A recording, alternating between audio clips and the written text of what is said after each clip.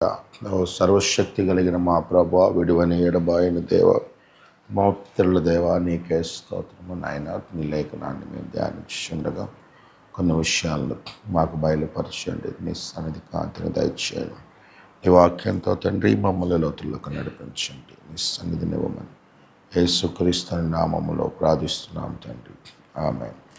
నిన్న చదువుకున్న వాక్యమే మొదటి తిమోతి పత్రికలో 2వ అధ్యాయం. మొదటి తిమోతి పత్రిక 2వ అధ్యాయం మనం మొదటి వచనం నుంచి చదువుదాం. మొదటి తిమోతి పత్రిక 2వ అధ్యాయము. తిమోతికి రాసిన మొదటి పత్రిక 2వ అధ్యాయం. మనము సంపూర్ణ భక్తియు మాన్యతయు కలిగి నెమ్మదిగాను సుఖముగాను బ్రతుకు నిమిత్తం అన్నిటికంటే ముఖ్యముగా మనుష్యులందరి కొరకును, రాజుల కొరకును, అధికారులందరి కొరకును విజ్ఞాపనములను, ప్రార్థనలను, యాచనలను, కృతజ్ఞతాస్తుతులు చేయవలనని హెచ్చరించుచున్నాను. ఇది మంచిదియు మన రక్షకుడగు దేవుని దృష్టికి అనుకూలమైనది అయినదున్నది. ఆయన మనుష్యులందరూ రక్షణ పొంది సత్యమును గూర్చిన అనుభవ జ్ఞానము గలవారై ఉండవలనని ఇచ్ఛయించుచున్నాడు. ఆమేన్. చూడండి పిల్లారా,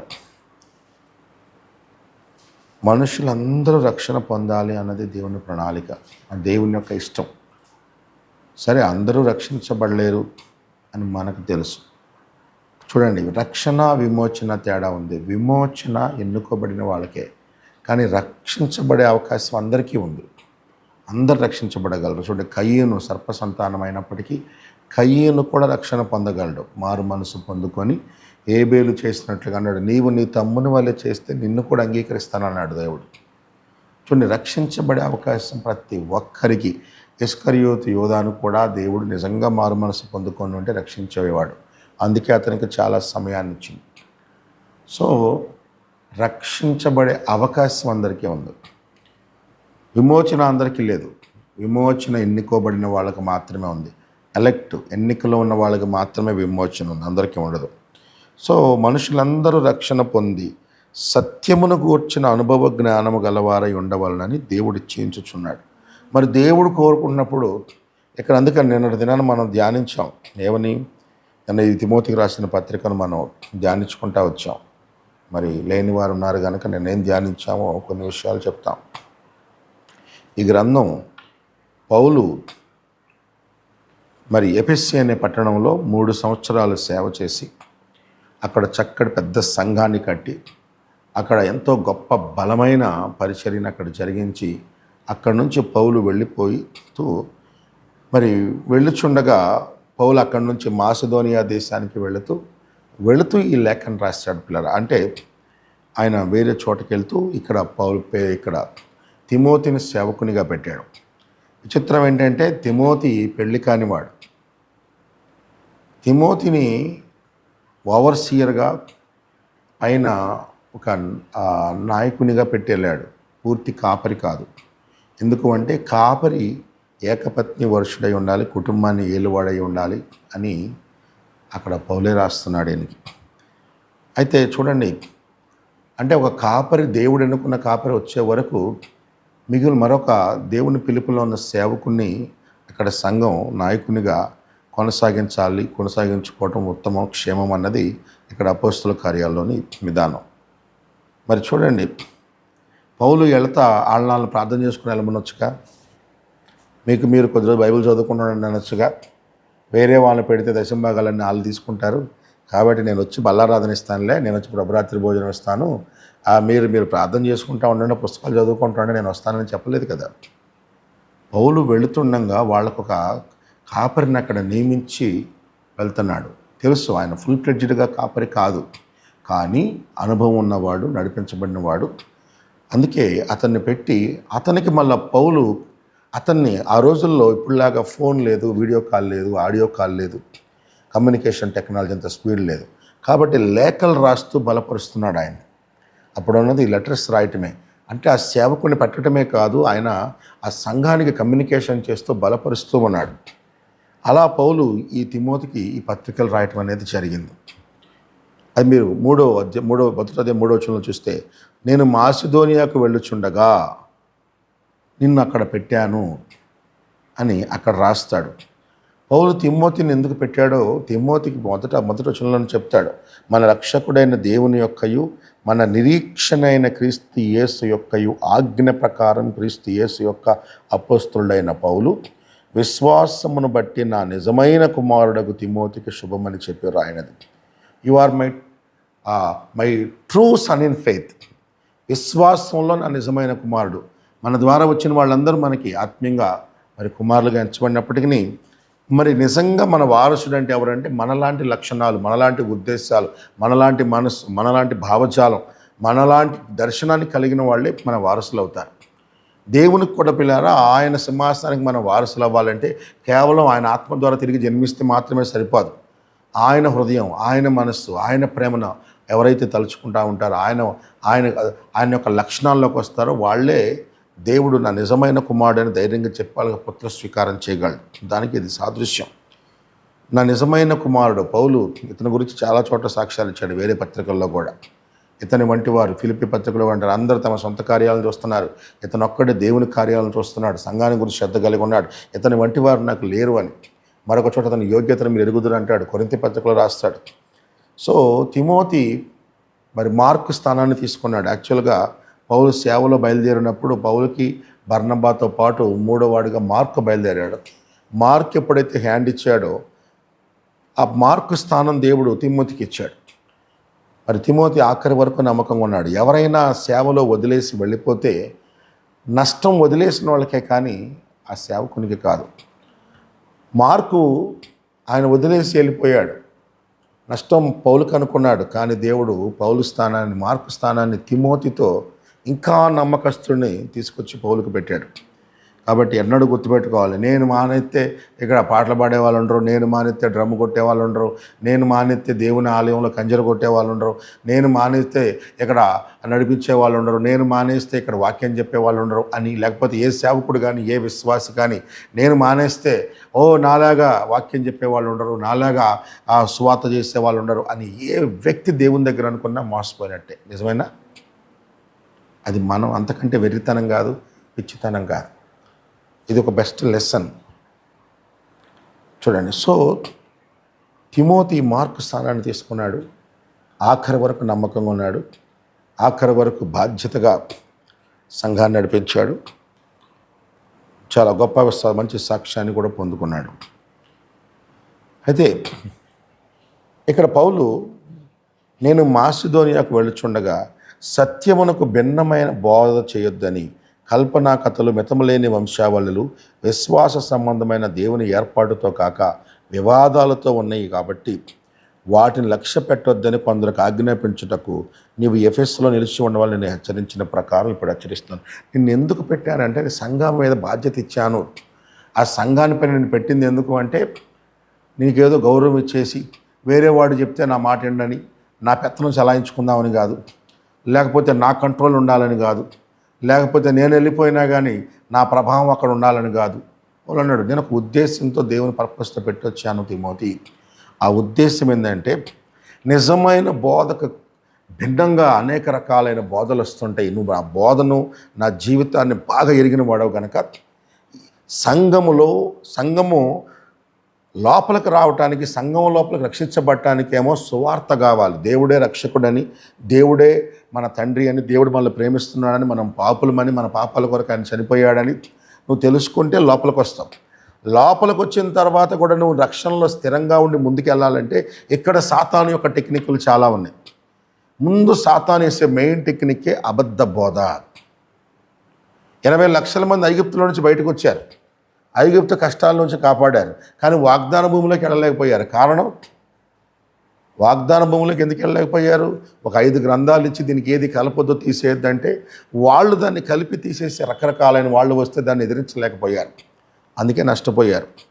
చాలా జాగ్రత్త. వచ్చిన తర్వాత లోనకు వచ్చినాక నువ్వు ఏ సంఘాన్ని పెడితే ఆ సంఘానికి ఏ బోధన పెడితే ఆ బోధన మనం నమ్మితే వెళ్తే మనం నష్టపోతాం. అది లేఖనానుసారమా కాదా, వాక్యానుసారంగా ఉందా లేదా అని పరిశీలించాల్సిన బాధ్యత విశ్వాసులపై పెట్టాడు. ఎలా పరిశీలించాలంటే వాక్యాన్ని చూసి వాక్యానికి ఏది భిన్నంగా ఉన్నా, ఉదాహరణకి వాక్యంలో దేవుడు ఒక్కడే అని ఉంది, నువ్వు త్రిత్వం దేవుడు ముగ్గురు అని చెప్పే సంఘాలు ఉన్నాయి. మరి నువ్వు అలాంటి చోటకి వెళ్తే రక్షణ కోల్పోతావు. బాప్తిస్మం యేసుక్రీస్తు నామములో ఉంది, కాదనే సంఘాలతో సహవాసం చేస్తే. స్త్రీలు బోధించొద్దు అనుంది, నువ్వు బోధించే చోటకి వెళ్తే. బైబిల్లో పండుగలు చేయొద్దు, దేవుడు దినములు మాసములు ఉత్సవ కాలములు నేను అసహించుకుంటున్నాను అన్నాడు. నువ్వు అలా పండుగలు పుట్టినరోజులు చేసుకొని, క్రిస్మస్లు చేసుకొని ఆరాధన చేసే సంఘాలకు వెళ్ళామనుకో, నువ్వు భ్రష్టత్వంలోకి వెళ్ళిపోతావు. నువ్వు ఉన్న విశ్వాసాన్ని కూడా కోల్పోతావు సోదరుడా, సోదరి. స్త్రీ బోధించొద్దన్నప్పుడు ఆడవాళ్ళు ప్రసంగించి ఆడవాళ్ళు నడిపించే సంఘాలకు వెళుచు ఉన్నావు అనుకో, నువ్వు నష్టపోతావు. అందుకే వాక్యాన్ని వివేచించడానికి ఇతన్ని పెట్టాడు. అంతేకాదు కానీ కొన్ని సంఘాల్లో కల్పనా కథలు ఎక్కువ, కథలు చెప్తూ కథలతో నడిపిస్తారు. అవన్నీ విశ్వాసాన్ని పురికొల్పవు. అవన్నీ ఎంటర్టైన్మెంట్ ఇస్తే తప్ప విశ్వాసాన్ని పురికొల్పవు. అలాంటి ఉండొద్దని నిన్ను ఆజ్ఞాపించడానికి నేను అక్కడ పెట్టాను. అలాగే వివాదాలు వస్తాయి కొన్ని చోట్ల, వాటిని కూడా దూరంగా ఉంచడానికి. వివాదాలు దూరంగా ఉంచాలి, కల్పనా కథలు దూరంగా ఉంచాలి, అబద్ధ బోధలు దూరంగా ఉంచాలి. అంటే ఒక సేవకునికి సంఘములో ఉన్న బాధ్యత, ఒక వచ్చిన విశ్వాసిని సంఘంలోని తోటి సహోదరులు సహోదరీమణులు చేయాల్సిన బాధ్యత కూడా అదే. వచ్చిన వాళ్ళు రక్షణలోకి వచ్చిన తర్వాత వాళ్ళని భిన్నమైన బోధల్లోకి, కల్పనా కథల్లోకి, వారిని వివాదాలలోకి వెళ్లకుండా వాక్యంలో స్థిరపరిచేలాగా ఎవరు ప్రయత్నిస్తారో వాళ్ళు దేవుణ్ణి ఎక్కువ ప్రేమిస్తున్నారని. ఎందుకు? పేతురుకు దేవుడు ఒక మాట అన్నాడు, పేతురు నువ్వు ఎక్కువ ప్రేమిస్తున్నావా అన్నాడు. వీళ్ళకంటే ఎక్కువ ప్రేమిస్తున్నావా అన్నాడు. అవును అన్నాడు. దానికి దేవుడు ఏం చెప్పాడు? నన్ను ఎక్కువ ప్రేమిస్తే నా గొర్రెలను కాయి, ఎక్కువ ప్రేమిస్తే నా గొర్రె పిల్లలకు కాయి అన్న మేపు అన్నాడు. తర్వాత నా గొర్రెలను కాయి అన్నాడు. తర్వాత నా గొర్రెల మేపు. నువ్వు నన్ను ప్రేమిస్తే నీ తోటి సహోదరులను నువ్వు జాగ్రత్త చూస్తావు. ఇది నువ్వు దేవుణ్ణి ప్రేమిస్తున్నావు అంటానికి సూచన. నువ్వు దేవుణ్ణి ఎంత ప్రేమిస్తున్నావు అన్నది దీనిలోనే బయలుపరచబడుతుంది. వచ్చిన వ్యక్తి గురించి ఎంత శ్రద్ధ కలిగి ఉన్నావు, వాళ్ళ ఆత్మీయ జీవితాన్ని గురించి, వాళ్ళు ఎక్కడున్నారు, వాళ్ళు వర్తమానంలో స్థిరపడ్డారా, వాక్యంలో స్థిరపడ్డారా, లేకపోతే ఈ బోధనలను వివేచించలేని అజ్ఞానంలో ఉన్నారా. ఉదాహరణకి పిల్లవాడు పుట్టాడు, పిల్లవాడు పుట్టడం చాలా గొప్ప దేవుని దీవెన, గర్భఫలం, దేవుని ఆశీర్వాదం, సంతోషం, బాగుంది. పిల్లవాడు పుట్టిన తర్వాత పిల్లవాడు ఎదుగుతూ ఉన్నప్పుడు పిల్లవాడు ప్రారంభంలో తల్లి పట్టుకొని ఉంటుంది, పాలిస్తుంది, చక్కగా పాలు తాగుతాడు.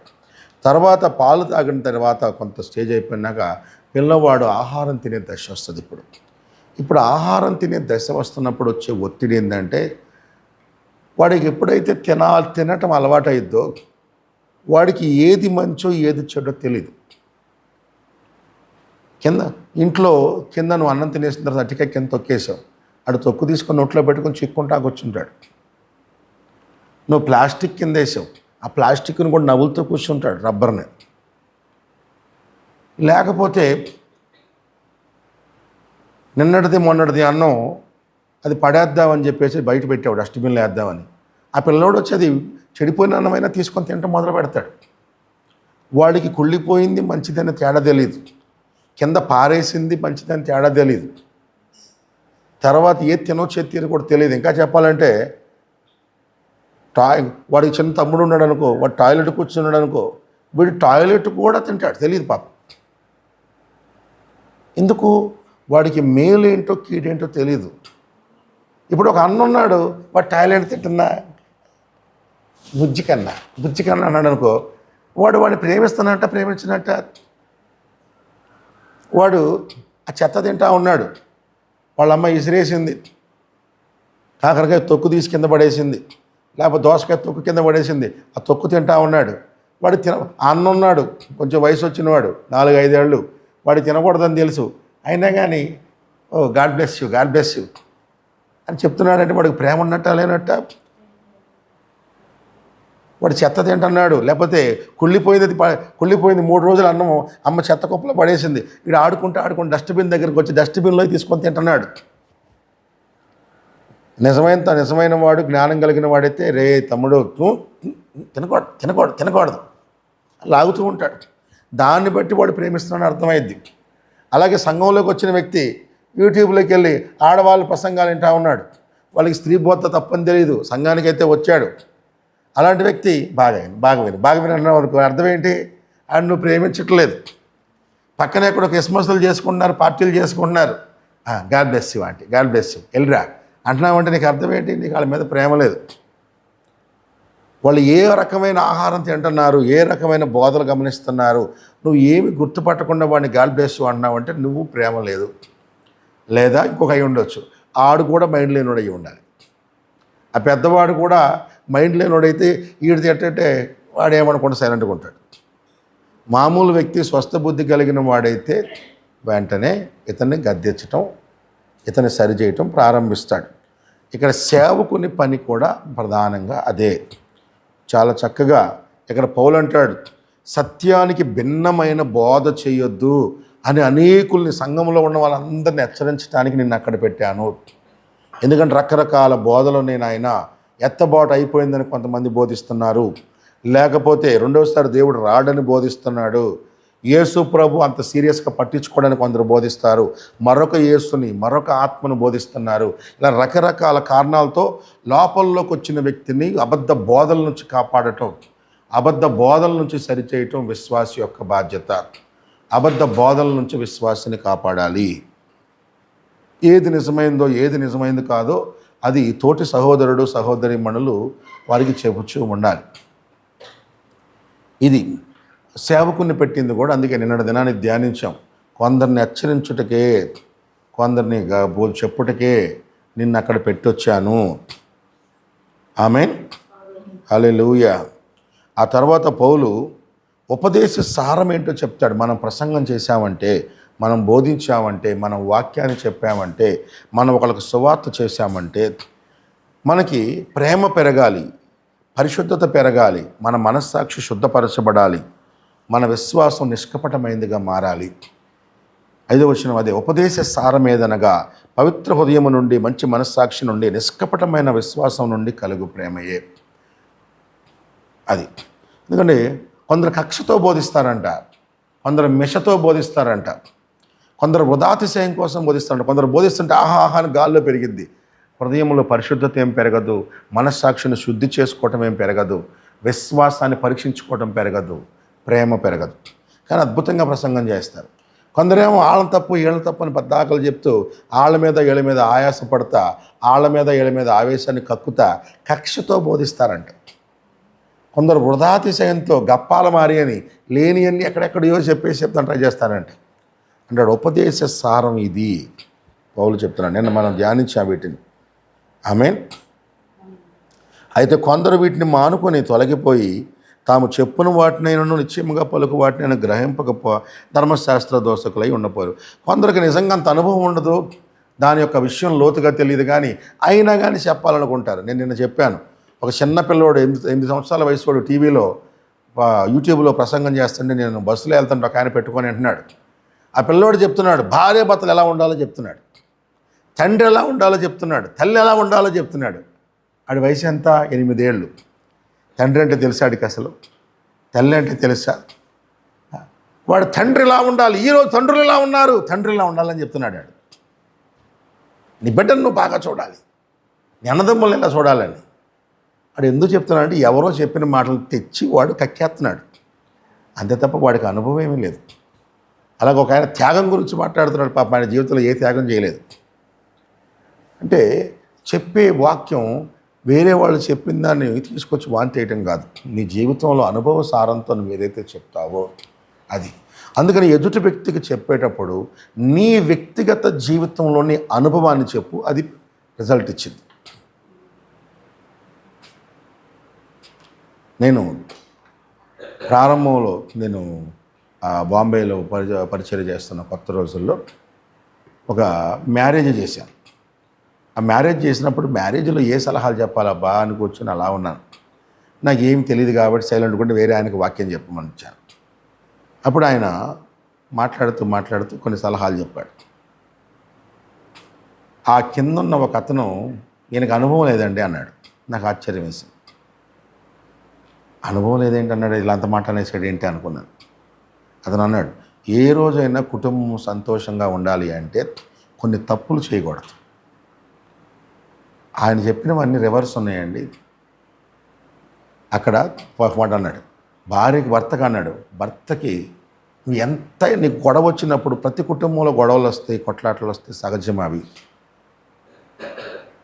కుటుంబాన్ని గౌరవించి మాకు ఒకరి అవసరం ఒకరిది ఉంది అని వాళ్ళు వివాహాన్ని గౌరవించకపోతే, బైబిల్లో రాయబడిన మాట, వివాహం అన్ని విషయాల్లో ఘనమైనదిగా ఉండాలి.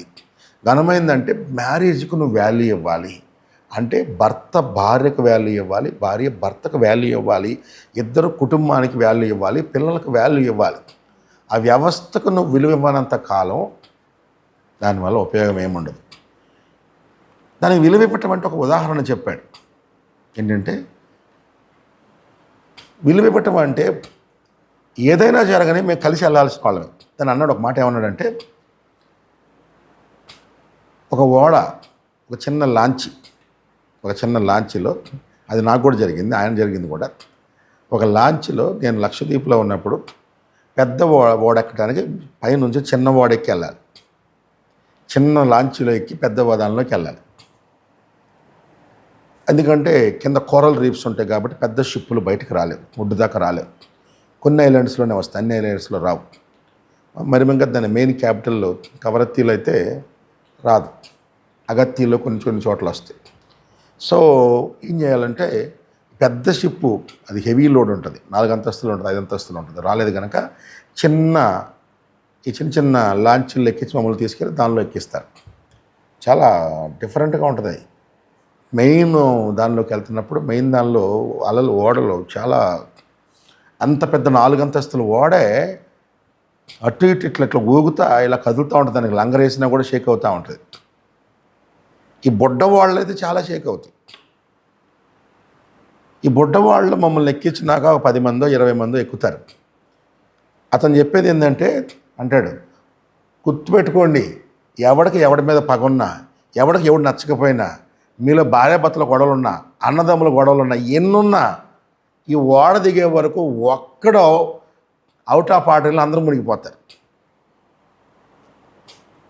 ఎందుకంటే మెయిన్ నుంచి లోపలికి అది తెల్లగానే అలా మనకి 20 అడుగుల అంతస్తులు, 20 అడుగుల ఎత్తులు అలా కనపడుతుంది. పిల్లలు ఇట్ట కూర్చుంటే ఇట్ట పైకి లేచిద్ది. అది లెగిసి మళ్ళీ దీన్ని మనల్ని పైకి లేపి మళ్ళీ తీసుకొస్తుంది. యాక్చువల్గా అది 10 అడుగులు ఎత్తు ఉంటుంది. కానీ ఈ కిందకి వెళ్ళినప్పుడు మనం ఇక్కడ కింద ఉంటాం, అలా ఇక్కడ పైన ఉంటుంది. 2 అంతస్తుల ఎత్తులో కనపడుద్ది మనకు. అలను చూస్తేనే భయపడతాం. అలా అక్కడ అంటాడు, 20 మంది కూర్చుంటే 20 మందిలో ఒక్కడు లెగిసి రాంగ్ ప్లేస్లో కదిలినా అది లెగిసిట్ట వచ్చే టైంలో పల్టి పడిపోయింది. అతను అంటాడు, బాబు సంసారం కూడా ఇలాంటిదే. నీకు ఆడంటే ఇష్టం ఉన్నా లేకున్నా నువ్వు బ్రతకాలంటే ఆడు బ్రతకాలి, నువ్వు ముందుకు వెళ్ళాలంటే ఆడు ముందుకు వెళ్ళాలి అన్నాడు. భార్యాభర్తలు కుటుంబంగా మీరు సాగాలి అంటే నీకు ఇష్టం లేకపోయినా సర్దుకుపోవాలి, ఇష్టం ఉన్నా సర్దుకుపోవాలి, నీకు నచ్చినా సర్దుకుపోవాలి, నచ్చకపోయినా సర్దుకుపోవాలి. అప్పుడే నువ్వు దానికి వాల్యూ ఇస్తున్నట్టు.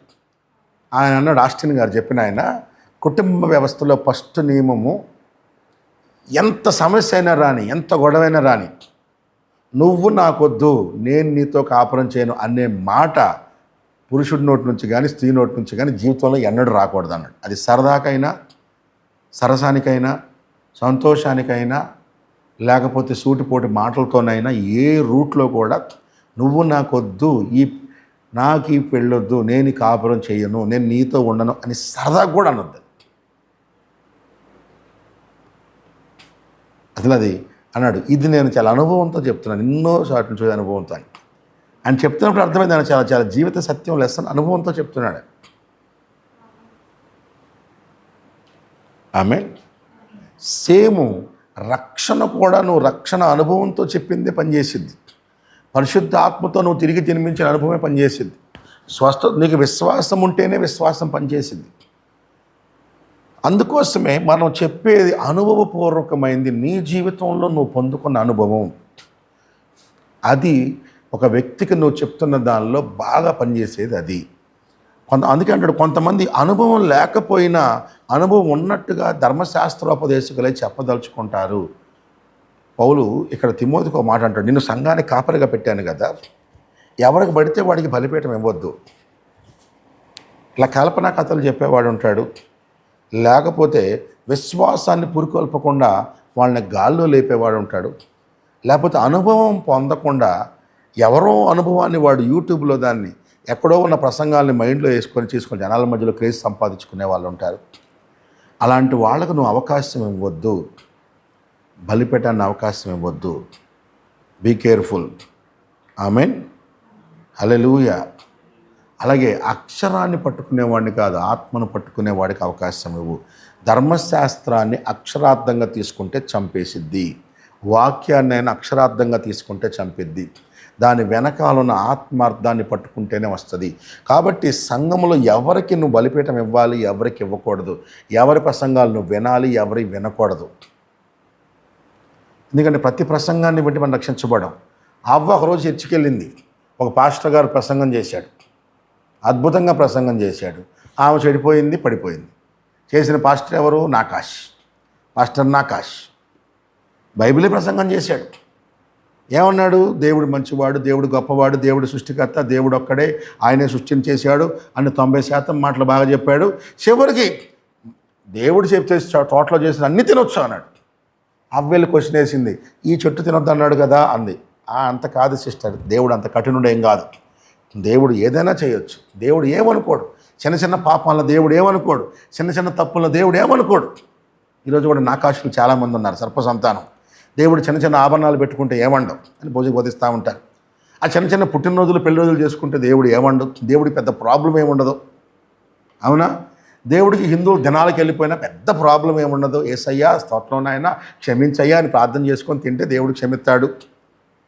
మరీ దారుణంగా మొన్న ఒక ఆయన హైదరాబాద్లో ఒక పాస్టరు దేవుడు మితముగా మందు తాగినా ఏమండని ప్రసంగం చేయడం మొదలుపెట్టాడు. మితముగా మందు తాగితే ఏమన్నా అంట, మరీ ఎక్కువ తాగొద్దు, లిమిట్లో తాగు. మళ్ళీ ఆయన పెద్ద సేవకుడు, ఆయనకి సంఘమే ఒక 50,000 మంది ఉంటారు, ఫాలోవర్స్ కొన్ని లక్షల్లో ఉంటారు. ఆయన ఆవిడ ఇద్దరు స్పీకర్స్. వాళ్ళ నాన్నగారు యేసుక్రీస్తు నామములో బాప్తిసం ఇచ్చే వన్నెస్ చర్చి నుంచి వచ్చిన ఆయన కూడా వన్నెస్ చర్చి హైదరాబాద్ వెళ్ళిపోయినాక ఇప్పుడు నేను యేసుక్రీస్తు నామములో ఇస్తాను, మీరు ఎట్టైనా ఇచ్చుకోండి, ఏం ప్రాబ్లం లేదు, మీకు పరలోకం ఉందని నాకు పరలోకం ఉందని చాట్ అయ్యాడు. ప్రారంభంలో మేకప్లు తప్పని చెప్పిన ఆయన ఇప్పుడు పర్లేదు, లైట్ మేకప్ తప్పేమి కాదు, కొంచెం కొంచెం రంగులు పూసుకొని మచ్చలు కవర్ చేసుకోవడానికి, ఆ రంగులు ఆ పులిపిర్లు కనపడకుండా ఉండడానికి తప్పేమీ లేదు. ఆ తల్లి ఇష్టం, నీదేంది నొప్పి అంటున్నాడు. అది ఎందుకంటే నాకాశలు ఎటుపోయినా నాకాశలు. అందుకనే అన్నాడు చాలా జాగ్రత్త, ఎవరికి పడితే వాళ్ళకి ప్రసంగాలు ఇవ్వద్దు, ఎవరి ప్రసంగాలు పెడితే వాళ్ళని నువ్వు వినొద్దు. Be careful, be careful, be careful. నువ్వు ఎవరి వింటున్నావో తిమోతి జాగ్రత్త, హల్లెలూయా అని రాస్తూ, ఈ లెటర్ రాస్తూ కూడా నిన్ను చూసాం. అసలు పౌలు లెటర్ రాయడానికి ముందు కూడా పూర్వం దోషకుడను, హింసకుడను, హానికరుడైన నన్ను, ఆయన అన్నేళ్ళు 22 సంవత్సరాల తర్వాత కూడా, ఆల్మోస్ట్ 20 సంవత్సరాల తర్వాత కూడా, ప్రభువా పాపిని నేను నన్ను క్షమించేంత గొప్ప స్థానం ఇచ్చావని జ్ఞాపకం చేసుకుంటున్నాడు. చెప్పాను కాబట్టి నువ్వు ఏ స్థితిలో నుంచి రక్షించబడ్డావో, ఎలాంటి స్థితిలో నుంచి దేవుడు నిన్ను కాపాడాడు అన్నది మర్చిపోవద్దు. నువ్వు ఎవరివి, ఏ స్థానంలో ఉన్నావు. ఎక్కడో బారులో కూర్చోవలసిన నువ్వు దేవుని సన్నిధిలో కూర్చొని పాటలు పాడి స్తుతిస్తున్నావు. ఎక్కడో లోకములు అంటే దేవుని బయట ఉండవలసిన నువ్వు దేవుని సన్నిధిలో నిలబడ్డావు. ఎక్కడో ఒక విశ్వాసిగా ఎక్కడో ఉన్న వ్యక్తిని కూడా దేవుడు సేవకుడు చేసినప్పుడు అది కూడా మర్చిపోకూడదు. ఎక్కడ వాడిని ఎక్కడిచ్చావు ప్రభా అని. ప్రతి దానికి దేవుని కృతజ్ఞత కలిగి ఉండాలి, అన్నడు మర్చిపోవద్దు దేవుడిచ్చిన స్థానాన్ని. నేను అది ధ్యానించాం.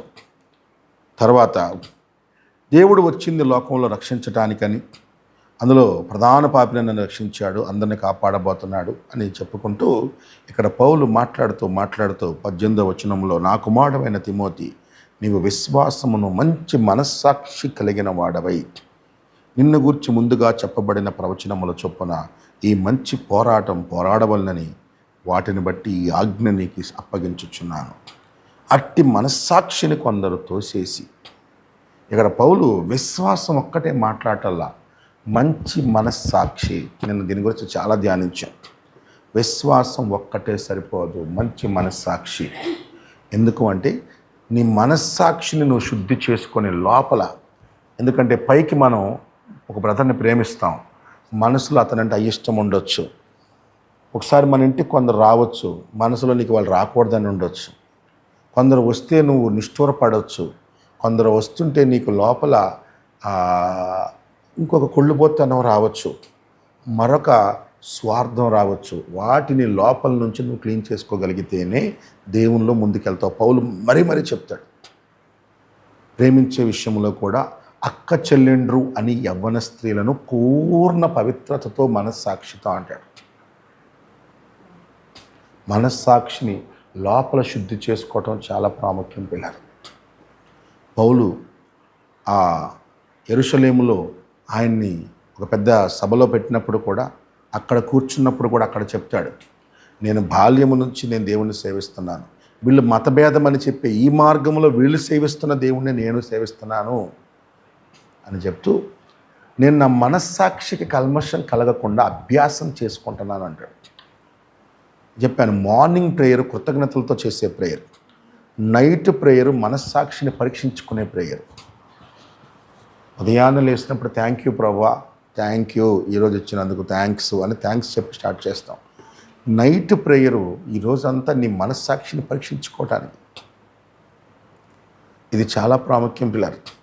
మనస్సాక్షిని నువ్వు పరిశీలించుకోవటం కనుక నువ్వు ఎప్పుడైతే మానేస్తావో మెల్లమెల్లగా వాత వేయబడిన మనస్సాక్షితో అలవాటు అయిపోతావు. తర్వాత విశ్వాస విషయంలో ఓడ బద్దలైపోయిన స్థితి కూడా వెళ్ళిపోగలరు. మనస్సాక్షిని పరిశీలించుకోవడం అంత ప్రాముఖ్యం. ఆయన అంటాడు, నాకు అసలు ఒక అతను చాలా కుళ్ళుబోతు రాజకీయాలు చేసి చర్చిలో పాలిటిక్స్ చేసి పాస్టర్ అవ్వాలని ట్రై చేస్తున్నాడు. కలిసి అనుకో, నాకు అసలు ఇష్టం లేదు పాస్టర్ గారు, నాకు అసలు ఇష్టమే లేదండి పాస్టర్ అవ్వాలని అంటాడు. లోపలంతా పాస్టర్ అవ్వాలని ఆశే. నిజంగా వద్దనుకున్నవాడు వాడి స్వభావం వేరుగా ఉంటుంది, పారిపోతూ ఉంటాడు, సంఘంలో తప్పులను చూస్తే వేదన పడతా ఉంటాడు, దుఃఖపడతా ఉంటాడు. అధికారాన్ని ఆశిస్తూ కూడా కొందరు, నాకు అసలు అధికారం కోరుకోవట్లేదండి, నేను అసలు డేకన్ పోస్ట్ కోరుకోవట్లేదండి, నేను సంఘ పెద్ద అవ్వాలనుకోవట్లేదండి, నేను సేవలకు రావాలనుకోవట్లేదండి అని పైకి చెప్తుంటారు కొందరు. అంటే చాలా సంఘాలు చూస్తున్నప్పుడు లోపల అది కోరుకుని ఏం చేస్తుంటారంటే కొందరిని సంఘంలో సేవకులకు విరోధంగా పురిగొల్పుతూ ఉంటారు. అనేక చర్చలు జరిగే రాజకీయాలు కదా. పైకి ఏమో నాకు ఇష్టం లేదంటాడు, వాడి మనస్సాక్షి వాడి మీద నేరం మోపుతూ ఉంటుంది. నేను ఒక ఇంటికి వెళ్ళిపోయినప్పుడు ఒక సిస్టర్, బ్రదర్ వాళ్ళ సిస్టర్ వైఫ్, నాకు ఫస్ట్ టైం లైఫ్లో ఆమెను చూస్తే చాలా ఆమె నిజంగా చాలా సంతోషం వేసింది. ఇంట్లోకి రాగానే ఆయన ప్రైజ్ లార్డ్ బ్రదర్ అనగానే వాళ్ళ అమ్మాయి కూడా praise lord uncle, praise lord అందరూ చెప్పారు. ఆవిడ మాత్రం నాకు ఇష్టం లేదు మీరు రావటం, అసలు ఇష్టం లేదు, ఇది ఒక టార్చర్, ఇంటో వందనాలు అంది. యాక్చువల్గా ఆవిడ నచ్చింది నాకు. ఆవిడ యథార్థంగా చెప్పింది.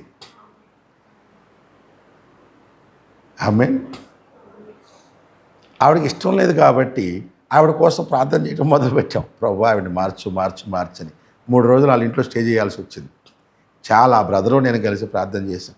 3 రోజులు అయిపోయినాక చివరి రోజు ప్రార్థనలో కూర్చుంటే ఆవిడ ఏడుస్తా, అయ్యా ఎంతోమంది వచ్చారు కానీ మా ఇంట్లో మీరు వస్తే చాలా సంతోషంగా ఉంది, ఫస్ట్ అలా మాట్లాడడానికి క్షమించండి అంది. చూడండి, చాలామందికి మనసులో ఇష్టం లేకపోయినా పైకి అనుకుంటారు. అలాంటప్పుడు నువ్వు లోపల పరీక్షించుకోవాలి, నీ మనస్సాక్షిని పరిశీలించుకోవాలి. ఎందుకంటే నిష్ఠూర పడొద్దు, నిష్ఠూర పెట్టొద్దు, నిష్ఠూర పడొద్దు. ఒకరోజు చెప్పాను నిన్నే కదా, ఒక పాస్టర్ గారు మల్లవోలు మాధవి వాళ్ళ ఊర్లో పాస్టర్ గారు, ఆ ఇంటికి కారంపూడి నుంచి విశ్వాసులు వస్తే వాళ్ళు చర్చిలో కాకుండా కొందరు ఫ్యామిలీస్ ఉంటే వచ్చి ఇంట్లో పడుకుంటే ఆ పిల్లలు ఇల్లంతా తొక్కాయని తొక్కేస్తూ ఉండేవాళ్ళంట. ఆ పిల్లలు పడుకొని పైన వాళ్ళకి ఎండే కాదు క్యాంపర్స్, సో పిల్లలు పాస్ చేసేవాళ్ళంట. బెడ్లు ఖరాబ్ అయిపోయాయి. వాళ్ళ ఆవిడ ఫస్ట్లో బాధపడుతుంటే ఆయన చెప్పేవాడంట, దేవుని బిడ్డలు మన ఇంట్లోకి వచ్చి పాస్ పోసిన ఆశీర్వాదమేనమ్మా అని. కొంతకాలానికి ఆవిడ కూడా గ్రహించింది ఆ సంగతి. నిజంగానే దేవుడు ఆయన దీవించాడు. చిన్నపిల్లలు ఆయన మనసులో ఫీల్ అవుతున్నాడు, వీళ్ళు ఇక్కడికి రావటం, వీళ్ళు చేసినది నాకు ఆశీర్వాదమే, ప్రభువా నువ్వు నన్ను పరీక్షిస్తున్నావు అని. చాలా అవసరం పిల్లలు. మనస్సాక్షిని కల్మషం అంటకుండా పరీక్షించుకోవటం మన విశ్వాసులుగా మనకు చాలా అవసరం.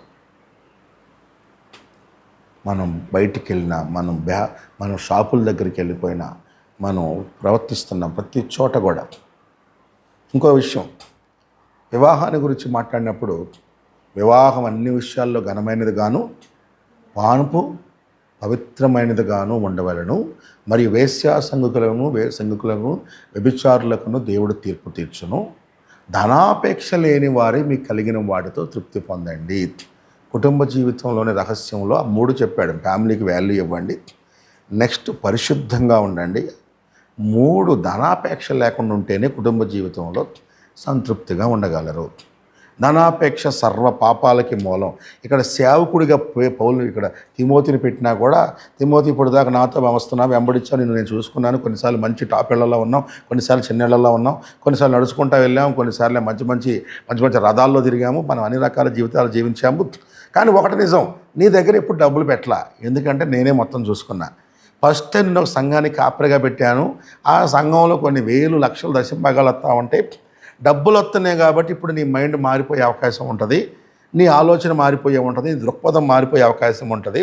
గుర్తుపెట్టుకో నా కుమారుడ తిమోతి, ధనాపేక్ష సర్వ పాపాలకి మూలం. అంతేకాదు ధనవంతులగుటకు, చూడండి అది 6వ అధ్యాయం 8వ వచనంలో,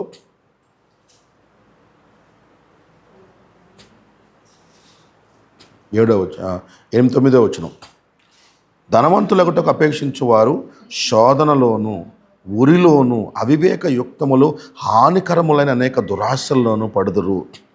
అట్టివి మనుషులను నష్టములోను నాశనములోను ముంచివేయును. ఎందుకనగా ధనాపేక్ష సమస్తమైన కీడులకు మూలము.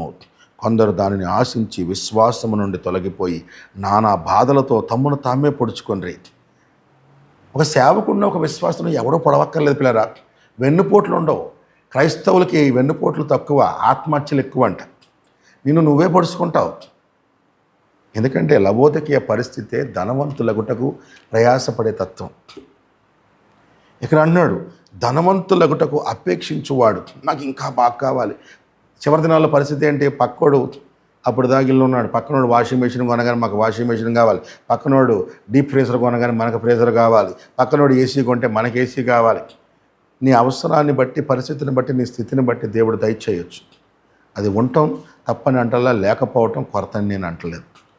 కానీ నీ స్థితికి మించి, నీకున్న పరిస్థితిని మించి అత్యాశలకు నువ్వు వెళుతూ, నువ్వు దానివైపు మనస్సు పెట్టుకొని ముందుకు సాగుతూ ఉంటే, ఎందుకంటే దేవుడు చెప్పాడు, దేవుడు ఒక వ్యక్తి శోధనలో పడకుండా ఉండాలంటే సడన్గా దీవించడు, క్రమక్రమేణా దీవిస్తాడు. అది లేఖనంలో ఉంది, ద్వితీయోపదేశ కాండంలో.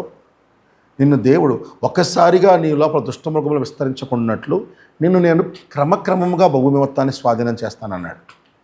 ఒక్కసారి భూమిని ఇస్తే నువ్వు చెడిపోతావు అన్నాడు దేవుడు. దీవెన కూడా దేవుడు క్రమక్రమేణా చేస్తాడు. ఒక్కసారి మనిషిని తపడంగా తీసుకొచ్చి దేవుడు చేయడు. ఎందుకంటే మనిషి శోధనలో పడే అవకాశం ఉంది. అంటిల్ అన్లెస్ అతన్ని అంతగా తర్ఫీదునిచ్చి బలంగా నిలబెడితే తప్ప, అంటే అతను ఇన్నున్నా కూడా తట్టుకుని నిలబడతారని నమ్మకం ఉంటే తప్ప అంత ఈజీగా దేవుడు చేయడు. 2-3 విశ్వాసంలో విజయాలు చూడగానే మనిషి ధనం మీదకి మనసు వెళ్ళిపోయి, ధనంతో ఎప్పుడైతే వెళ్ళిపోతూ ఉంటాడో వాళ్ళు శోధనల్లో పడతారు, అనేక రకాలైన సాతాను యొక్క ఊరుల్లో పడతారంట. అలాగే అవివేకమైన హానికరమైన దురాశల్లో పడతారంట. హానికరమైన దురాశలు వచ్చేస్తూ ఉంటాయంట. మెయిన్ ఏంటంటే ఆత్మల గురించిన భారం పోయిద్ది. ప్రార్థిస్తాడు కానీ ఆత్మల గురించి, నశించిపోయిన వాళ్ళ గురించి, సత్యం వెళ్ళాలి ఉండాలి, ఈ ఆశ పోయి మనిషికి అంతా కూడా ధనంతో మైండ్ స్టార్ట్ అవుతుంది.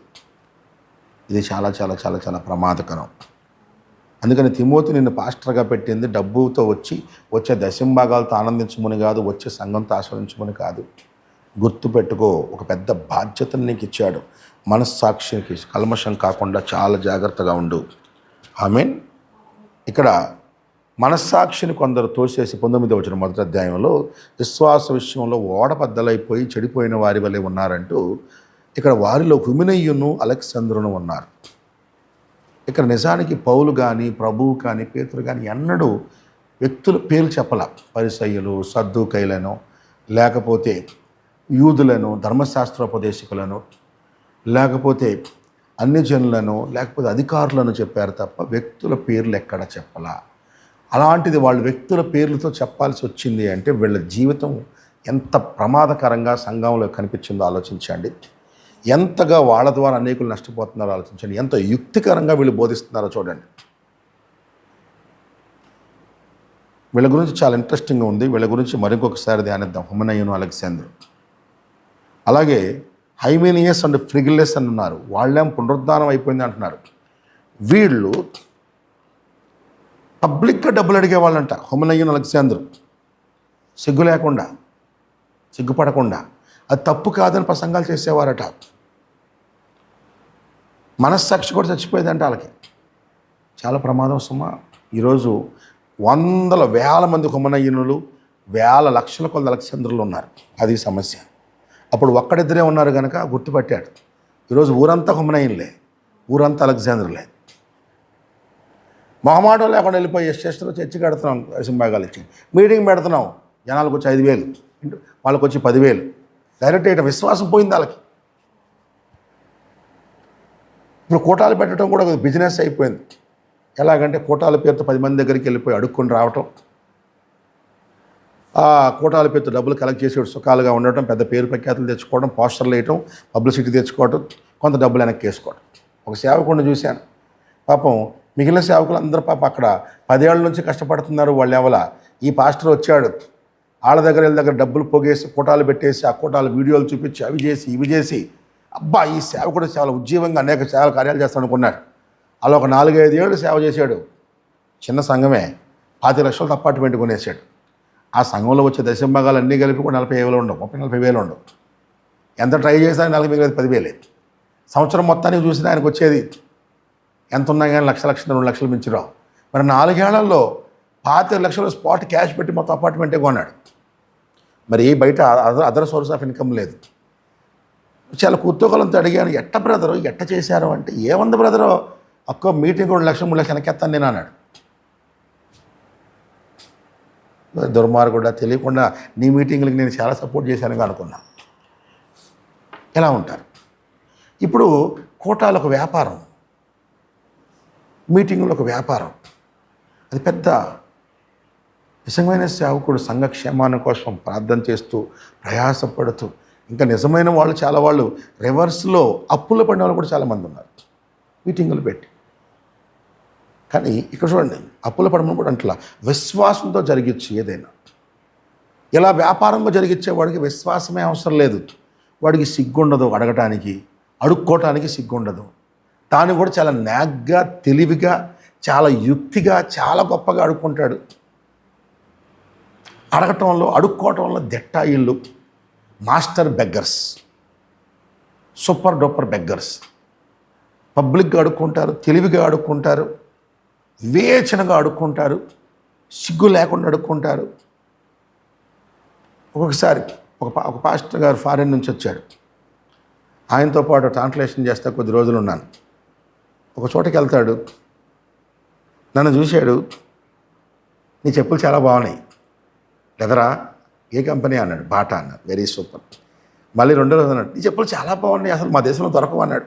ఓ చాలా గ్రేట్ అనుకున్నాను. బబ్బబ్బా ఇలాంటి చెప్పులు ధరించాలన్నాడు 3వ రోజు. ఇక్కడ 4వ రోజు తట్టుకోలేక, పాస్టర్ గారు మీరే వేసుకోవడానికి ఇచ్చేసా. పాప లెదర్ చెప్పులు అప్పుడే కొనుక్కున్నాను, పాటా చెప్పులు కొనుక్కొని అదే మీటింగ్కి వెళ్తాం, ఇంటికి కూడా వేసుకురాలేదు. ఒక్కొక్క చోటకి వెళ్ళిపోయినప్పుడు ఆ ఉన్నోళ్ళని ఒక్కొక్క రూట్లో ఆయన పొగట్టం, ఒక్కొక్క రూట్లో మెచ్చుకోవడంతో ఒక్కొక్క చోట ఒక్కొక్క విధానం టెక్నిక్ అనమాట. ఎన్ని రకాల టెక్నిక్లో ఎలా కూడా ఉంటారా? ఎంటైం మెసేజ్ అవ్వలేదు.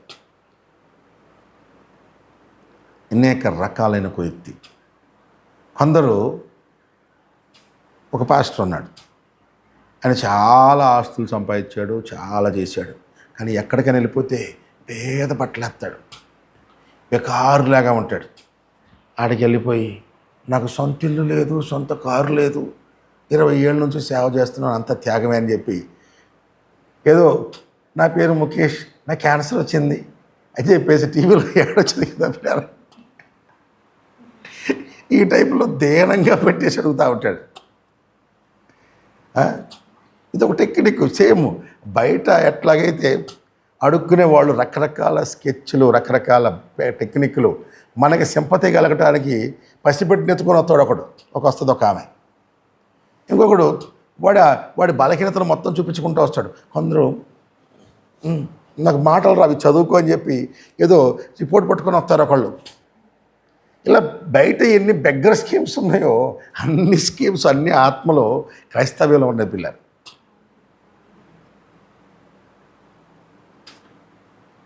నిజంగా పాపం వాళ్ళు కొందరు నిజంగా అవసరంలో ఉన్నవాడు, మంచిగా బతికేవాడు, సడన్గా ఎవడో అతనికి లగేజ్ దొంగతనం చేశారనుకుందాం, నిలబడ్డాడు.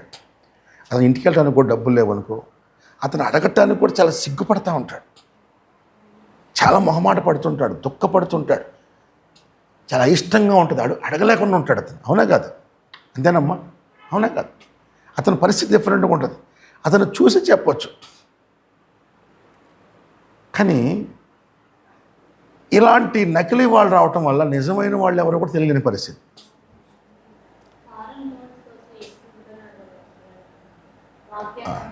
అవును, అదే టెక్నిక్లు. సో క్రైస్తవ్యంలో అన్ని రకాలు. మనోళ్ళ దగ్గర బయట లోకంలో అడిగేవాడు ఇక్కడే అడుగుతున్నాడు. క్రైస్తవుడు అయితే ఎక్కడ వాళ్ళని అడుగుతున్నాడు, బయట దేశంలో కూడా అడుగుకుంటున్నాడు. ఎవరిని మొదలుపెట్టడల్లా అంటే లోకంలోని బెగ్గర్స్ ఇక్కడ వరకే మనుషుల్ని పీల్చి పిప్పి చేస్తుంటే వీళ్ళు ఇంటర్నేషనల్ లెవెల్ బెగ్గర్స్ క్రైస్తవులు. కొందరు నెట్లో నంబర్లు తీసుకొని మరి అడుక్కునే బ్యాచ్ ఉంటారు. ఇక్కడ ఫోటోలు చూపించి అడుక్కునే బ్యాచ్ ఉంటారు. ఇక్కడ కోటాలు చూపించి అడుక్కొచ్చిన బ్యాచ్ ఉంటాడు. ఒకడు ఇంకా దుర్మార్గుడు ఉంటాడు.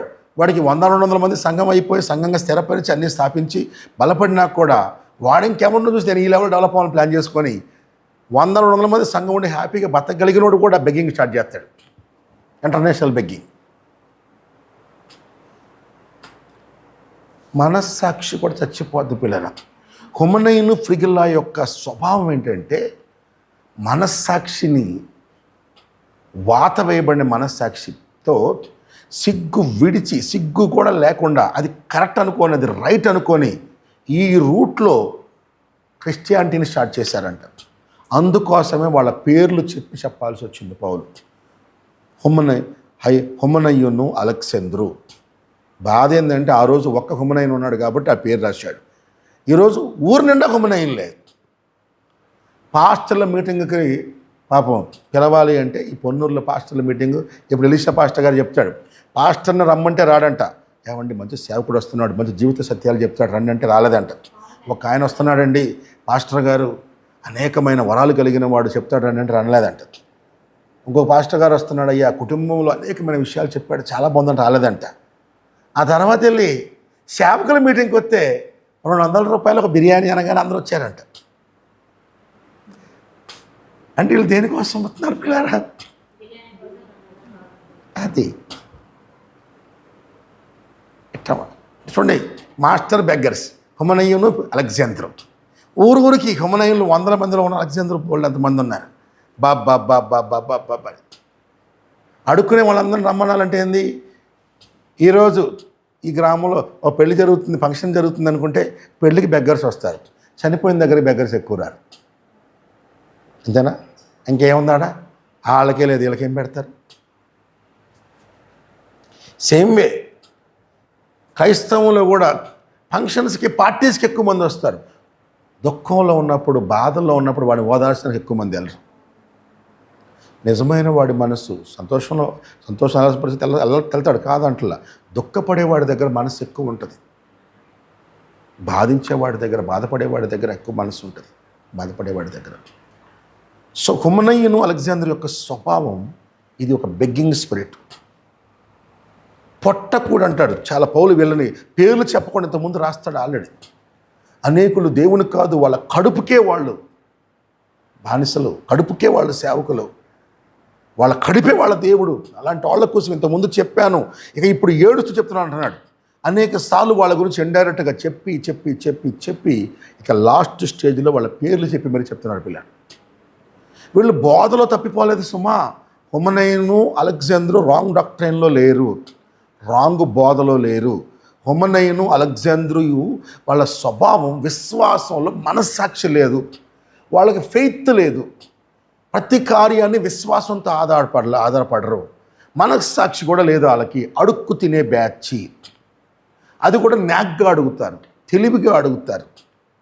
ఇదొక స్పిరిట్. ఈవెన్ అడుక్కునే వాళ్ళలో ఇంకా ఒక ఇంకొక పెద్ద స్వభావం కూడా ఉంది. అడుక్కునే వాళ్ళలో మాస్టర్ స్పిరిట్ ఏంటంటే గద్దించే స్పిరిట్, ఎదిరించే స్పిరిట్, బెదిరించే స్పిరిట్. వాడు ఒక లెవెల్లోకి వెళ్ళిపోయిన తర్వాత మనుషుల్ని గద్దించడం మొదలు పెడతాడు, తీసి చేయటం మొదలు పెడతాడు, బెదిరించడం మొదలు పెడతాడు. అదొక రకమైన అడుక్కోవటం అన్నమాట. ఎట్లంటే వాడు వస్తాడు, స్టబ్బాన్ స్పిరిట్ అంటాడు, ఆడు నుంచుంటాడు. ఒకరోజు హైదరాబాదులో ఎల్బీ నగర్ స్టాప్లో నుంచున్నాను. బయలుదేరి వస్తుంటే ఒకడు వచ్చాడు, లైట్గా మందేస్తున్నాడు, మందు సరిపోలేదు అనుకుంటా. వచ్చాడు, సార్ ఒక 10 రూపీస్ ప్లీజ్. ఇంగ్లీష్లో అడగటం, ఒక 10 రూపీస్ అన్నాడు. అంటే చూశాను, తాగుతావా? తాగిపోతే నేను ఇవ్వను అన్నాడు. Sir 10 rupees please, sir 10 rupees please. Sir ఎంతసేపు సార్, 10 రూపీస్ కూడా ఇవ్వలేరా? Please sir, please sir. మీరు చూడండి పిల్లారా, నేను 2 గంటలు వెయిట్ చేశాను బస్సు కోసం, వాడు పోలేదు. ఏం సార్ ఈరోజు మీ దగ్గర తీసుకోవాల్సిందే అంతే నుంచున్నాడు. ఒరే పోరా, నువ్వు పక్కన ఉంటే పద్దాగా పక్కన తిరుగుతుంటే నువ్వు నేను ఫ్రెండ్స్ అనుకుంటారేమోరా, పోరా అంటే. లేదు సార్ 10 రూపీస్ ఇస్తేనే పోతాను సార్. ఏం సార్ 10 రూపీస్ కూడా ఇవ్వలేరా మీరు? 10 కదా అడిగాను, 50 అడిగానా, 100 అడిగానా? 10, జస్ట్ ఒక 10 ఇవ్వాలి సార్ మీరు, please sir, please sir. Torture. వాళ్ళ దగ్గరికి వెళ్తాడు, అడుక్కుంటాడు, వస్తాడు, మన దగ్గరకు వస్తాడు. ఒరే అందరి దగ్గర కలెక్ట్ చేసి నాకు ఇత్తనమేమో అనుకుంటారా జనాలు, పోరా అంటే. మీరు ఏమని అనుకోండి సార్, నేను మాత్రం పాలు సార్, నేను డిసైడ్ అయ్యి ఈరోజు మీ దగ్గర తీసుకుందామని అంటాడు. అంటే టార్చర్ తట్టుకోలేక ఒరే పోరా అని చెప్పి అడిగి తీస్తే 20 రూపాయల నోటు ఉంది, 10 రూపాయలు చిల్లర లేదు. 10 రూపాయలు చిల్లర మార్చుకొస్తానంటే ఇక చేంజ్ ఎందుకు సార్, నాకు ఇవ్వండి నేను ఇస్తానని చెప్పేసి ఆడు 20 తీసుకున్నాడు. ఆడు 20 తీసుకున్నా 10 అయిపోతుంటే చాలామంది చూస్తున్నారు. మా అమ్మ వాడి దగ్గర డబ్బులు తీసుకుని, నిజంగానే వాడి దగ్గర డబ్బులు తీసుకుని అనుకుంటారేమోనని వద్దురా 20 తీసుకొని పోను అని పంపించారు. అని చూసి నాకు అర్థమైంది, స్టబ్బాన్ స్పిరిట్. కొంతమంది తిడతారు, ఏం మొహం అయ్యా 10 రూపాయలు ఇచ్చావని. ఒక లెవెల్కి వెళ్ళిపోయినాక వాళ్ళు స్టబ్బాన్నెస్ వచ్చింది. ఈ లెవెల్లో సేవకులు ఒక లెవెల్ దాటిపోయిన తర్వాత అడుక్కోవటంలో, నా కూటానికి 5,000 అండి, తక్కువైతే నేను రాను. మా ఫ్రెండ్ పెళ్లి చేస్తా ఉన్నారు, ఫస్ట్ చూడటం. అప్పట్లో ఒక లోకల్ డినామినేషన్ పాస్టర్ని పిలిస్తే ఆ పెళ్లి చేయడానికి సర్టిఫికేట్ లేదని పిలిస్తే అక్కడ చూస్తే ఆయన కానుక పాపం వీళ్ళు పల్లెటూరు, ఆ రోజుల్లో 1000 రూపాయలు 2,000 ఇవ్వటం ఎక్కువ. ఏం తీసుకెళ్ళి 3,000 ఇచ్చాడు. 3,000 డాక్టర్ చదువుతున్న ముష్టి 3,000 ఇచ్చావు పాస్టర్కి, వద్దన్నాడు.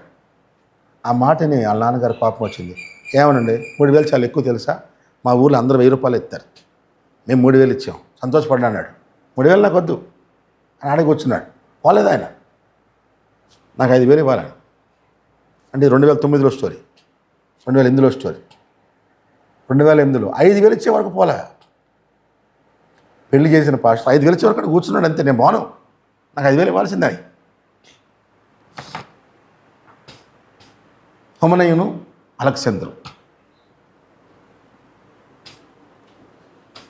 చాలామంది ఇక ఆ 3,000 ఇసురు కొట్టేశాడు. ఇప్పుడు పెద్ద పెద్ద సేవకులు ఉన్నారు, వాళ్ళ మీటింగ్కి వస్తుంటే రేటు ముందే ఫిక్స్. ఇదిగో పలానా ఉల్లుల్లి వెస్లీ గారు వస్తారు, లేకపోతే పలానా లొల్లి గారు వస్తారు, పలానా జాలీ గారు వస్తారు. మీటింగు 25,000 ఫిక్స్, మీటింగ్ 30,000 ముందే వాళ్ళ డిమాండ్లు. ఒకరోజు ఒక చోట పాస్టర్ గారు ఫోన్ చేసి, ఆ పాస్టర్ గారు మీరు ఏం తింటారు, ఏం కావాలి, వెజ్జా నాన్ వెజ్జా అన్నాడు. ఏందన్నాడు, ఏదో ఒకటి అన్నాను. నాన్ వెజ్ తింటారా అన్నాడు. ఏదైనా తింటాను అన్నాడు. నాన్ వెజ్జా వెజ్జా, ఏదో ఒకటి అయ్యా, ఎందుకు అంత అవసరం అంటే మా పాస్టర్ గారు కనుక్కోమన్నారు. నాన్ వెజ్ ఇందులో ఫిషా, ప్రానా, చికెనా. నన్నాను, నువ్వు హోటల్ వెయిటర్వా, నువ్వు సేవకుడివా అన్నాను. కాదు సార్, మా దగ్గరికి ఏ పాస్టర్ వచ్చినా ముందు లిస్ట్ ఇస్తారండి అన్నాడు. ఇంతకుముందు ఒక పాస్టర్ గారు వచ్చారండి, పెద్ద సేవకుడు. ఆయన రాగానే ముందు చెప్పాడు, ఆయన రూము డబుల్ బెడ్రూమా, సూట్ రూమా, డీలక్స్ రూమా, ముందే చెప్పాడు. తర్వాత ఫుడ్ ఏందో చెప్పాడు, మెనూ ఏందో చెప్పాడు, ఆయన్ని తీసుకెళ్తేప్పుడు కారులో కంపల్సరీ ఏసీ ఉండాలని చెప్పాడు. ఇవన్నీ లిస్ట్ ముందుగానే ఇచ్చాడు సార్ అన్నాడు. ఫస్ట్ టైం నేను బొంబాయి నుంచి వచ్చిన కొత్తలో అనమాట ఈ అనుభవం. ఓహో ఇలా కూడా ఉంటుందా ఈ లెవెల్లో, అంటే అడుక్కునే వాళ్ళకి డిమాండ్ కూడా ఉంటాయి అన్నట్టు అనిపించింది అనమాట. హుమనయును అలెగ్జాంద్రు వీళ్ళ గురించి పేర్లు పెట్టి మరీ చెప్తున్నాడు తిమోతికి, నా కుమారుడా జాగ్రత్త, హుమనయును అలెగ్జాంద్రు ఇలాంటి స్పిరిట్లు కలిగిన వాళ్ళు ఉంటారు. ఆమేన్. అయితే పౌలు మనలాంటోడు కాదు. వాళ్ళని పిలిచి ఒక చోటకి వాళ్ళని సాతాను చేతికి అప్పగించారంట పిల్లారా. హల్లెలూయా. వీరు దూషింపకుండా శిక్షించబడుటకే వీరిని సాతానుకు అప్పగించేశాను అన్నాడు. సాతానుకు అప్పగించడం అంటే వాడికి దేవుని మీద నమ్మకం ఉంది, రైట్ బోధ ఉంది కనుక ఇక్కడ నుండి వాడి ఆటలు సాగుతున్నాయి. వాడిని సాతానుకు అప్పగించామనుకో వాడు వ్యభిచారంలోనో పాపంలోనో ఇంకో దానిలోనో పడి క్రీస్తు నుంచి దూరం అయిపోతాడు. అప్పుడు వాడి ఆటలు సాగం. అలాంటి వాళ్ళు పౌలు దగ్గరకు వచ్చి 2-3 సార్లు హెచ్చరించాడంట, 3 సార్లు హెచ్చరించాడంట. వినకపోతే ఒక రోజు పిలిచి రండి బ్రదర్ ప్రార్థన చేద్దాం అన్నాడు. పెట్టి ప్రభా వీడిని సాతానాత్మతో నింపునాయన దయ్యంతో నింపునాయన ప్రభా, ఇక్కడి నుంచి వెళుతుంటే వీడి లోపల దయ్యం పట్టుకోవాలి ప్రభా, ఇక్కడి నుంచి దెబ్బకి ఈ ఆటలు సాగకూడదు నాయన అని ప్రార్థన చేశాడు. ఏం పౌలు గారు అట్లా ప్రార్థన చేస్తున్నారు? చేశారులే, ఒక 500 ఇవ్వండి అని 500 తీసుకొని బ్యాచ్ వెళ్ళిపోయి ఉండొచ్చు. వాళ్ళ బ్యాచ్ ఫీలింగ్ అది. ఆ రోజుకి 500 పోయింది 500 నష్టం, పర్లేదు రోంటి వరకు ఉండొచ్చు. పౌలు వెళ్ళిపోయినాక వాళ్ళ లోపల ఒక్కొక్కళ్ళు ఒక్కొక్క స్పిరిట్ పట్టుకొని వెళ్ళిపోయింది. తిమోతికి చెప్తున్నాడు, నా కుమారుడా హుమనయును అలెగ్జాంద్రు స్పిరిట్లు ఉన్నాయి, ఇవి సంఘాలని చీల్చి చెండాడుతున్నాయి, వీళ్ళకి మనస్సాక్షి ఉండదు. ఆమేన్. హల్లెలూయా. మనస్సాక్షి ఉండదు. ఇదే స్పిరిట్ ఈవెన్ డబ్బు విషయంలో కాదు, అపవిత్రతలో కూడా ఇదే స్పిరిట్ పనిచేస్తుంది. ఎందుకంటే వాడు తప్పుగా ఉంటున్నప్పుడు, ఏలుతున్నప్పుడు మనస్సాక్షిని సరి చేసుకోక సంఘములో ఉండి అపవిత్రంగా ప్రవర్తించే వాళ్ళు ఉంటారు. ఆల్ నైట్ ప్రార్థనని పిలిచి అపవిత్రంగా ప్రవర్తించిన సేవకులు ఉన్నారు. ఇంట్లో ఆడపిల్లల్ని పిలిచి ఇంట్లో పని వాళ్ళలాగా పని చేయించుకునే పాస్టర్లు ఉన్నారు. కొందరైతే దుర్మార్గంగా అందులో కొంతమందిని వంచిన వాళ్ళు కూడా ఉన్నారు. మనస్సాక్షిని తెచ్చుకున్న లాంటి వాళ్ళంతా వాళ్ళు కూడా ఈ బ్యాచ్ కిందే వస్తారు.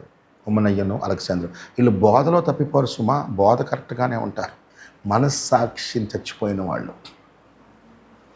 వాళ్ళను కూడా కొరింథీ పత్రికలో ఒకడు తన మనస్సాక్షి చచ్చిపోయి వాయు వరస చచ్చిపోయి అపవిత్రంగా జీవిస్తుంటే ఉన్నాడు, వాడిని సాతానుకు అప్పగించాడని చెప్పి కొరింథీ పత్రికలో లెటర్ రాశాడు. ఎందుకు? పౌలు కూడా అదే పని చేశాడు హుమనయునికి అలెగ్జాంద్రుకి. ఆమేన్. మనకి సాతానుకు అప్పచెప్పడం కూడా తెలియాలి. ఆమేన్. హల్లెలూయా. అంటే నువ్వు చెప్తే సాతాను వచ్చేస్తాడా? ఎప్పుడు వస్తాడు కూడా. మీరు ఎవరిని విప్పుతారో వాళ్ళు విప్పబడును, ఎవరిని బంధిస్తారో వాళ్ళు బంధించబడి అన్నాడు. విప్పటం, వాళ్ళకి సువార్త చెప్పి వాళ్ళ సత్యాన్ని నుండి వాళ్ళ పాపాలు తొలగించి వాళ్ళకి బాప్తిస్మాన్ని ఇచ్చి వాళ్ళు పరిశుద్ధాత్మను పొందుకునేలా చేస్తే ఇది విప్పటం. సంఘంలో ఉండి మోసం చేస్తూ భ్రమంలో ఉండి తప్పులో వాడిని ఎక్కడి నుంచి దెయ్యాన్ని పంపించి ఆడెక్కడి నుంచి సంఘం నుంచి బయటికి వెళ్ళి బోధ నుంచి బయటికి వెళ్ళి పాపంలోకి వెళ్ళి నరకానికి వెళ్ళిపోయేలా చేయటం, వాడిని బంధించటం. మనకి విప్పే హక్కు ఉంది, బంధించే హక్కు ఉంది. ఆమేన్. హల్లెలూయా. సో ఈ హుమనయును అలెగ్జాంద్రు స్పిరిట్ కలిగిన వాళ్ళు ఉన్నారు. ఫ్రిగిల్లా వాళ్ళ స్పిరిట్ ఏంటంటే వాళ్ళ అబద్ధ బోధ ఎత్తపోటు అయిపోయిందని చెప్పిన వాళ్ళు. బోధ డాక్టరీన్లు తప్పున్నవాడు ఈజీ గుర్తుపట్టవచ్చు, కానీ మనస్సాక్షి చచ్చిపోయిన వాడిని గుర్తుపట్టడం ఇది చాలా అవసరం. వాళ్ళతో జాగ్రత్తగా ఉండటం కూడా చాలా అవసరం. ఎందుకంటే వాళ్ళతో ఉంటే ఈ తప్పు కాదేమో అనిపిస్తుంది స్పిరిట్లన్నీ. ఎందుకంటే వీళ్ళు ఫెయిత్ వాడరు, విశ్వాసంతో కార్యాలు చేయరు. క్రైస్తవ్యంలో ప్రతి పని ఫెయిత్తోనే ముడిపడి ఉంది. నువ్వు బుక్స్ ప్రింట్ చేసిన ఫెయిత్తోనే, నువ్వు క్యాలెండర్స్ ప్రింట్ చేసిన ఫెయిత్తోనే, నువ్వు ఆర్ఫనేజ్ నడిపించిన ఫెయిత్తోనే చేయాలి. ఆమేన్. నువ్వు స్కూల్స్ నడిపించిన ఫెయిత్తోనే.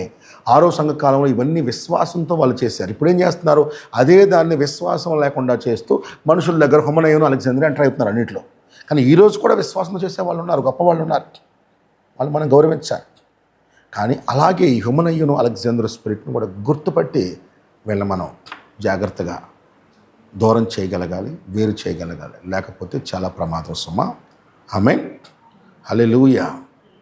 సరే, సమయం గతిస్తూ ఉంది. యాక్చువల్గా ఆ తర్వాత ప్రార్థన గురించి చాలా అద్భుతమైన అంశాన్ని చెప్పాడు. నిన్న మనం దీన్ని కొంత ధ్యానించాం. ఇది చాలా చాలా చాలా అవసరమైన సంగతి. ప్రార్థన యొక్క ప్రాముఖ్యత. దీన్ని మళ్ళీ ధ్యానిద్దాం పిల్లారా. సో ఈ గ్రంథాన్ని మనం పూర్తిగా ధ్యానించుకోవడం చాలా అవసరం. చాలా విలువైన సంగతులు ఉన్నాయి ఈ గ్రంథంలో. వృద్ధుని గద్దించొద్దు అంటాడు. నువ్వు పెద్దగా నీకంటే వయసులో బాగా పెద్దగా ఉండి వృద్ధులుగా ఉన్న వాళ్ళని గద్దించుట తండ్రిగా భావించి హెచ్చరించు. కొన్ని చోట్లకి వెళ్ళిపోయినప్పుడు కొంతమంది చిన్న పెద్దలు లేకుండా సేవకుల పిల్లలు, లేకపోతే సంఘంలో ఉండే మరొకరు చిన్న సేవకులు ముసలి వాళ్ళని కూడా అందరి ముందు ఎలా పడితే అలా డైరెక్ట్ మాట్లాడేస్తారు. గద్దించొద్దు, ప్రేమతో హెచ్చరించు, గద్దించొద్దు. సేవకునికి ఒక మాట చెప్తాడు, అది చెప్పి నేను ముగిస్తాను. క్రైస్తవునికి సేవకునికి ఇద్దరికి చెప్తాడు. అపవిత్రమైన ముసలమ్మ ముచ్చట్లను పక్కన పెట్టి 4వ అధ్యాయం 7వ వచనం. అపవిత్రములైన ముసలమ్మ ముచ్చట్లను విసర్జించి దేవభక్తి విషయంలో నీకు నీవే సాధనం చేసుకో. టైంపాస్ చేసే కొన్ని స్పిరిట్లు ఉంటాయి, అవి అపవిత్రతలో తీసుకెళ్తాయి. ఇదే మాట సేవకులకి కూడా చెప్తాడు. 6వ అధ్యాయం 20వ వచనంలో, ఓ తిమోతి, నీకు అప్పగింపబడిన దాన్ని కాపాడి అపవిత్రమైన ఒట్టి మాటలకు టైంపాస్గా కూర్చొని పిచ్చాపాటి మాట్లాడే దానికి దూరంగా ఉండు నా కుమారుడా. గురజాడ కూడా అన్నాడు, వట్టి మాటలు కట్టి పెట్టోయ్, గట్టి మేలు తలపెట్టోయ్. వట్టి మాటలు, టైంపాస్ మాటలు. ఒక గంట సేపు ఫోన్లో మాట్లాడితే ఒక్క విశ్వాసంతో పురికొల్పే మాట ఉండదు, ఒక్క బలపరిచే మాట ఉండదు, ఒక్క సంతోషపరిచే మాట ఉండదు. అలా ఒట్టి మాటలు మాట్లాడేదానికి దూరంగా ఉండి ప్రార్థనతో గడుపు, దేవుని సన్నిధిలో గడుపు, వాక్య ధ్యానంతో గడుపు.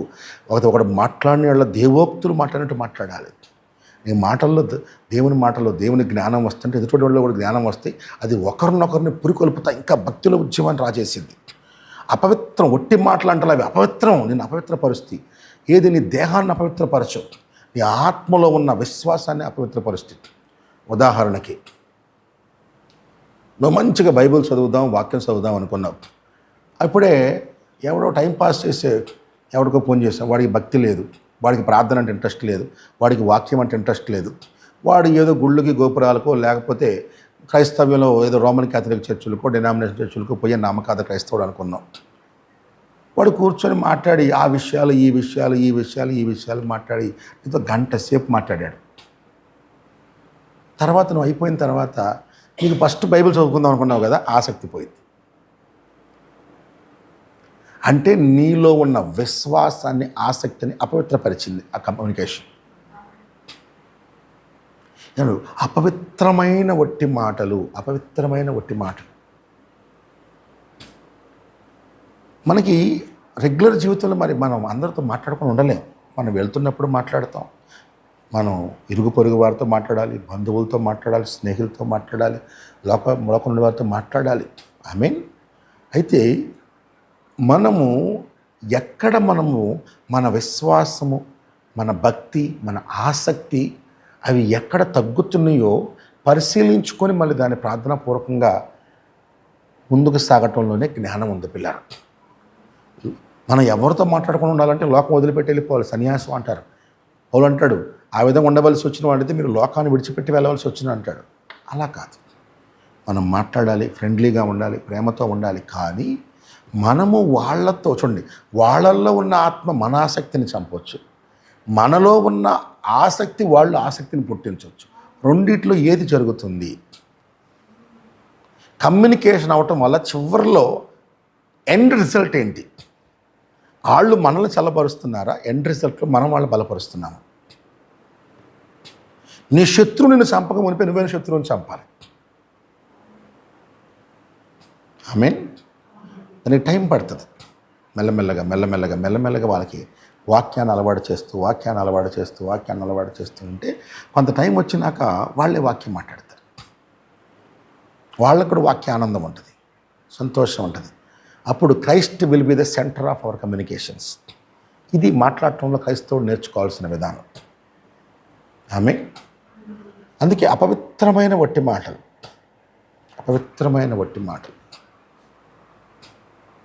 మనకి. అందుకని అంటాడు, 2 జ్ఞానమని అబద్ధంగా చెప్పబడిన విపరీత వాదాలకు దూరంగా ఉండు. డిబేట్లు జరుగుతుంటాయి, వాదించుకోవటాలు ఉంటాయి. వాళ్ళు జ్ఞానం అనుకుంటారు, డిబేట్ చేస్తే సత్యం బయటకు వచ్చింది అనుకుంటారు. అది జ్ఞానం అని అబద్ధంగా చెప్పబడే విపరీత వాదము.